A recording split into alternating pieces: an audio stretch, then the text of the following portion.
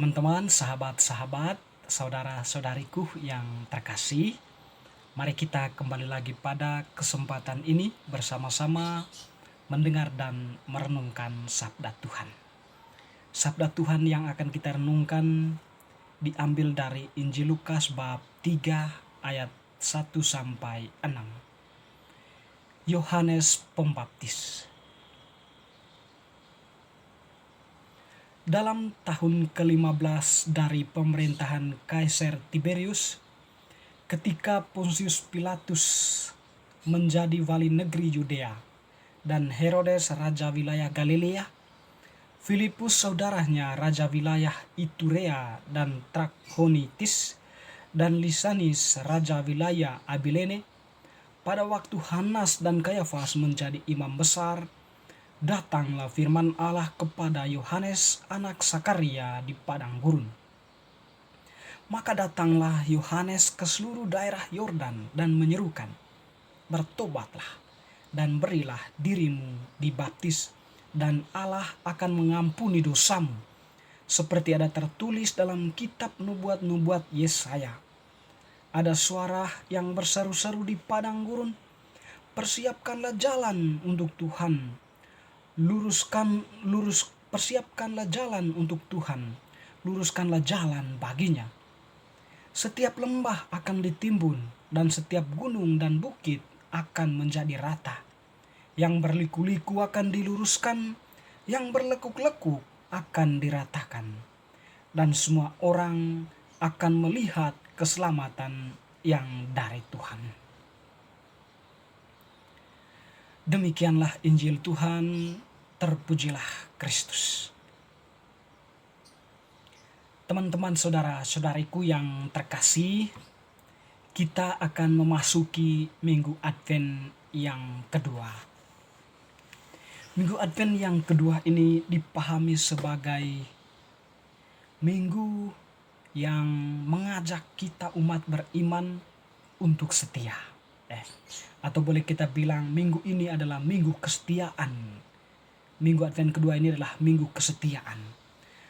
Kesetiaan yang tentunya bukan setia pada kebiasaan lama kita atau kebiasaan yang memperlihatkan kecenderungan pola hidup yang lama, tetapi kesetiaan bertahan di dalam kebenaran, atau kesetiaan bertahan di dalam kebaikan, kesetiaan di dalam cinta yang mengarahkan kita untuk menegakkan nilai-nilai kemanusiaan.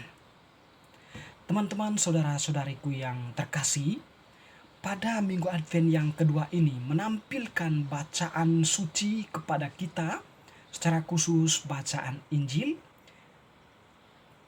Lukas bab 3 ayat 1 sampai 6. Jadi dalam bacaan Injil tadi dikatakan bahwa pada waktu tahun ke-15 dari pemerintahan Kaisar Tiberius dan Pontius Pilatus menjadi raja dan saudara-saudaranya, serta Hanas dan Kayafas menjadi imam besar, datanglah firman Tuhan yang berseru-seru di padang gurun lewat seorang nabi yang diutus oleh Tuhan sendiri, yaitu Nabi Yohanes Pembaptis. Nabi Yohanes Pembaptis tampil di padang gurun sebagai orang yang berseru-seru akan pertobatan, atau orang yang menyerukan pertobatan.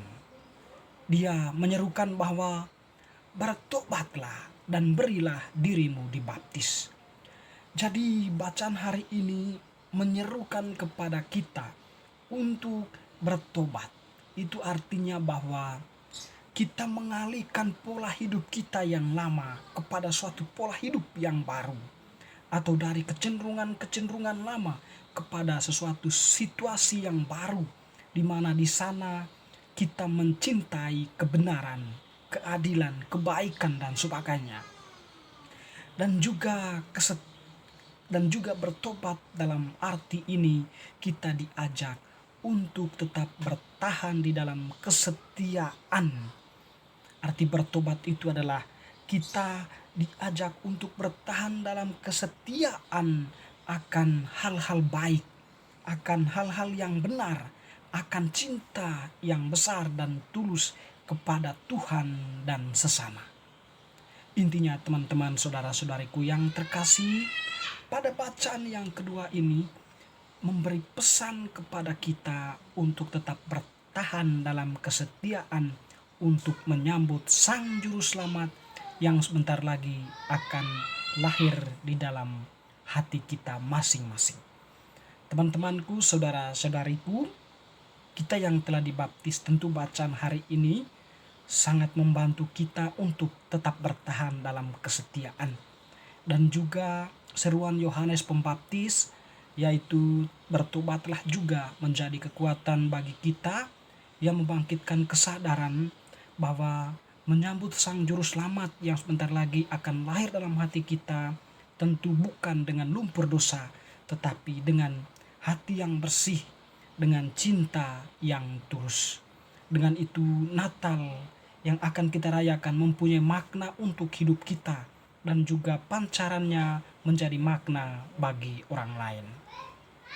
Teman-teman, sahabat-sahabatku yang terkasih, semoga bacaan hari ini meneguhkan kita untuk tetap bertahan dalam cinta dan kesetiaan dan menjadikan hati kita sebagai Bethlehem, tempat Allah atau tempat Yesus yang akan lahir, yang kemudian menumbuhkan dalam diri kita akan nilai-nilai kebaikan dan kebenaran. Di dalam diri kita kemudian menjadi kekuatan untuk memancarkan kebenaran dimanapun kita berada. Teman-teman terkasih, saudara-saudariku, marilah kita terus berbenah diri pada masa Advent ini. Semoga Tuhan yang kita nantikan sungguh-sungguh kita terima di dalam hati yang bersih. Semoga, amin.